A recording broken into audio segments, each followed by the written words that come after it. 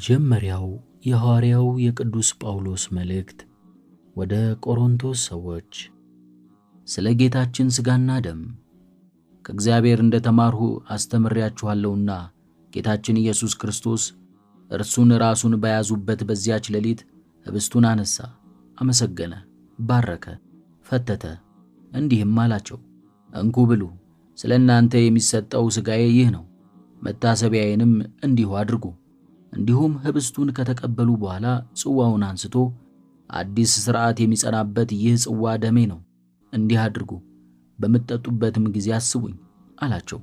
ይህን ኅብስት በምትበሉበት ይህንንም ጽዋ በምትጠጡበት ጊዜ ሁሉ ጌታችን እስከሚመጣበት ቀን ድረስ ሞቱን ትናገራላችሁ። አሁንም ሳይገባው ይህን ኅብስት የበላ ይህንንም ጽዋ የጠጣ የጌታችን ሥጋውና ደሙ ስለሆነ ዕዳ አለበት። አሁንም ሰው ራሱን መርምሮና አጽንቶ ከዚህ ኅብስት ይብላ፣ ከዚህም ጽዋ ይጠጣ። ሳይገባው የጌታችን ሥጋም እንደሆነ ሳያውቅ ሰውነቱንም ሳያነጻ የሚበላና የሚጠጣ ለራሱ ፍርዱንና መቅሰፍቱን ይበላል ይጠጣልም።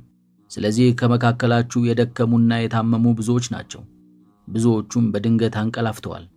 እኛ በራሳችን ብንፈርድ ኖሮ ባልተፈረደብንም ነበር። ነገር ግን በተፈረደብን ጊዜ ከዓለም ጋር እንዳንኮነን በጌታ እንገሰጻለን። አሁንም ወንድሞቻችን ሆይ ለምሳ በምትሰበሰቡበት ጊዜ እርስ በርሳችሁ ተጠባበቁ። መሰባሰባችሁ ለፍዳ እንዳይሆን የተራበ ቢኖር በቤቱ ይብላ፣ አትነቃቀፉም።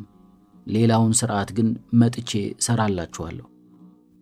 መጀመሪያይቱ የሐዋርያው የቅዱስ ጴጥሮስ መልእክት። የተወደዳችሁ ወንድሞቼ ሆይ ነፍስን ከሚዋጋ ከሥጋዊ ምኞት ትርቁ ዘንድ እንግዶችና መጻተኞች ደካሞችም እንደመሆናችሁ እለምናችኋለሁ።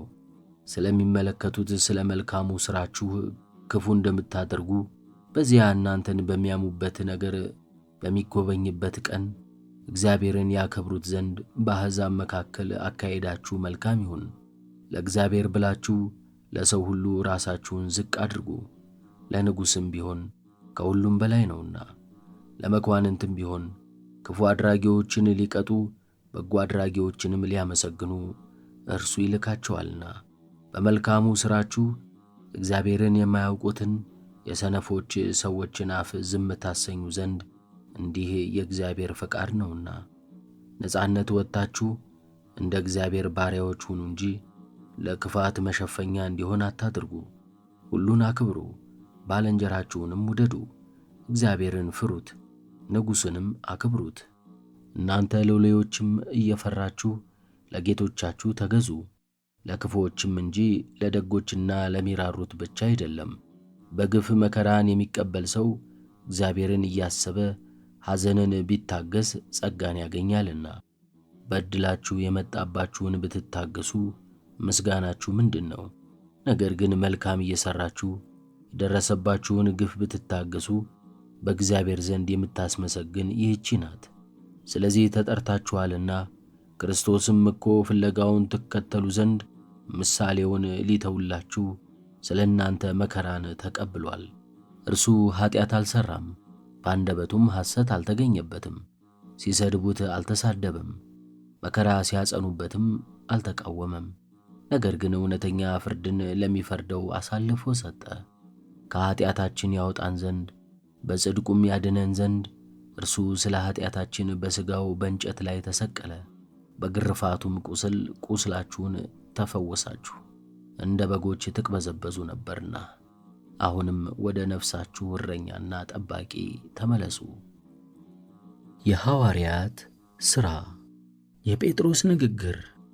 ጴጥሮስም አፉን ከፈተና እንዲህ አለ፣ እግዚአብሔር ለሰው ፊት እንደማያዳላ በእውነት አየሁ። ነገር ግን በሕዝብ ሁሉ ዘንድ እርሱን የሚፈራና እውነትን የሚያደርግ በእርሱ ዘንድ የተወደደ ነው። ቃሉን ለእስራኤል ልጆች ላከ፣ በኢየሱስ ክርስቶስም ሰላምን ነገራቸው። እርሱም የሁሉ ገዢ ነው። ዮሐንስ ከሰበከው ጥምቀት በኋላ ከገሊላ ጀምሮ በይሁዳ የሆነውን ነገር ሁሉ እናንተ ራሳችሁ ታውቃላችሁ። ስለ ናዝሬቱ ስለ ኢየሱስ እግዚአብሔር በመንፈስ ቅዱስ በኃይልም እንደቀባው እየዞረም መልካም እንዳደረገ ሰይጣን ያሸነፋቸውንም እንደፈወሰ ታውቃላችሁ። እግዚአብሔር ከእርሱ ጋር ነበረና። በይሁዳና በኢየሩሳሌም ባደረገውም ሁሉ እኛ ምስክሮች ነን። እርሱንም በእንጨት ላይ ሰቅለው ገደሉት። እግዚአብሔር ግን በሦስተኛው ቀን ከሙታን ለይቶ አስነሣው፣ በግልጽ እንዲታይም አደረገው። ይኸውም ለሕዝቡ ሁሉ አይደለም፣ ነገር ግን አስቀድሞ ለመረጣቸውና ምስክሮች ለሚሆኑት ብቻ ነው እንጂ። የመረጣቸው የተባልንም እኛ ነን። ከሙታንም ተለይቶ ከተነሣ በኋላ ከእርሱ ጋር የበላን የጠጣንም እኛ ነን። በእግዚአብሔር ዘንድ በሕያዋንና በሙታን ላይ ፈራጅ ሆኖ የተሾመ እርሱ እንደሆነ ለሕዝቡ እናስተምር ዘንድ አዘዘን። ለሚያምኑበትም ሁሉ ኃጢአታቸው በስሙ እንደሚሰረይላቸው ነቢያት ሁሉ ምስክሮቹ ናቸው። የማቴዎስ ወንጌል። ስላስያዘው ሰው የተናገረው ነገር። በመሸም ጊዜ ከ12ቱ ደቀ መዛሙርት ጋር በማዕድ ተቀመጠ። ሲበሉም እውነት እላችኋለሁ ከእናንተ አንዱ አሳልፎ ይሰጠኛል አላቸው። እጅግም አዘኑ። እያንዳንዱም አቤቱ ምናልባት እኔ ይሆን ይሉ ጀመር። እርሱም መልሶ እንዲህ አለ፣ ከእኔ ጋር እጁን ወደ ወጨቱ የሚያገባ እርሱ አሳልፎ ይሰጠኛል። የሰው ልጅስ ስለ እርሱ እንደተጻፈ ይሄዳል።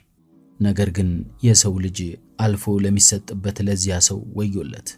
ያ ሰው ባልተወለደ በተሻለው ነበር። አሳልፎ የሚሰጠው ይሁዳም መልሶ መምህር ሆይ እንግዲህ እኔ ይሆን አለ። ጌታችን ኢየሱስም አንተ ራስህ አልህ አለው። ስለ ምስጢረ ቁርባን ሥርዓት። ሲበሉም ጌታችን ኢየሱስ ኅብስቱን አንስቶ ባረከ፣ ቆረሰ፣ ለደቀ መዛሙርቱም ይህ ሥጋዬ ነው እንኩ ብሉ ብሎ ሰጠ። ጽዋውንም አንስቶ አመስግኖ ሰጣቸው፣ እንዲህም አለ፣ ሁላችሁም ከእርሱ ጠጡ። ኃጢአትን ለማስተሰረይ ስለ ብዙዎች የሚፈስ የአዲስ ኪዳን ደሜ ይህ ነው። በአባቴ መንግሥት ከእናንተ ጋር አዲሱን እስከምመጣባት እስከዚያች ቀን ድረስ ከዛሬ ጀምሮ ከዚህ የወይን ፍሬ አልጠጣም። መዝሙርም ከዘመሩ በኋላ ወደ ደብረ ዘይት ወጡ፣ ስለ እረኛው መሞትና ስለ በጎቹ መበተን። ከዚህም በኋላ ጌታችን ኢየሱስ እንዲህ አላቸው፣ በዚህች ሌሊት ሁላችሁም ትክዱኛላችሁ። መጽሐፍ እረኛውን እገለዋለሁ በጎችም ይበተናሉ ብሎአልና። ከተነሳውም በኋላ ወደ ገሊላ ቀድማችኋለሁ። ጴጥሮስም መልሶ ሁሉም ቢክዱህ እኔ ግን ከቶ አልክድህም አለው። ጌታችን ኢየሱስም እውነት እልሃለሁ በዚህች ሌሊት ዶሮ ሳይጮህ 3 ጊዜ ትክደኛለህ አለው። ጴጥሮስም ከአንተ ጋር እሞታለሁ እንጂ አልክድህም አለው። ደቀ መዛሙርቱም ሁሉ እንደርሱ አሉ። አትሮኖስ ቅዱሳት መጻሕፍትን በድምፅ ያንብቡ።